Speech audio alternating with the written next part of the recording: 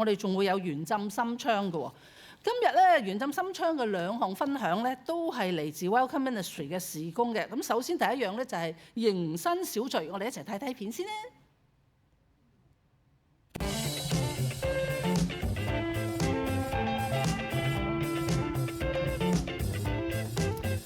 原來神咧喺今年咧帶領咗咧成200幾個新朋友嚟到原浸喎。咁我哋一直咧都希望每一個嚟到教會嘅新朋友咧都可以好快投入到教會原浸嘅生活嘅。咁呢個亦都係 Welcome Ministry 嘅任務嚟嘅。除咗會個別關懷同埋 keep 住時不時同嗰啲新來賓新朋友聯絡之外咧，Welcome Ministry 每年咧都會辦好幾次嘅迎新小聚，目的咧係希望咧可以凝聚呢班新朋友，更加認識原浸家。係啦，咁啊26年咧，我哋會繼續有1年3次嘅呢一啲迎新小聚嘅聚會，並且咧會特別其中一次咧個聚會咧就會喺晚上舉行嘅，希望可以配合到咧更加多新來賓可以參加。咁啊到時咧，如果你都係新來賓咧，呢2-3年嚟到嘅，其實我都唔應該叫你新來賓，應該係我哋啲弟兄姊妹，但係你都係可以參加嘅。咁到時留意就得㗎啦。好，都話另外一樣咧，都係關於 Welcome Ministry 嘅事工喎，我哋一齊睇睇先。休閒國期間限定去片，我哋一齊睇睇啊！大家嚟到休閒國期間限定，祝大家冬至暖粒粒，滋潤條絲絲。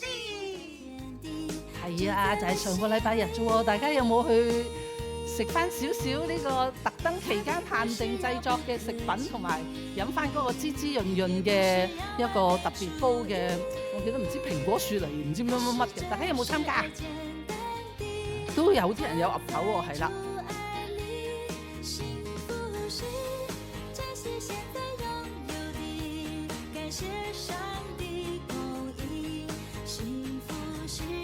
其實都好有心喎，我記得夏天係食雪糕嘅，冬天就飲呢個滋滋潤潤嘅糖水。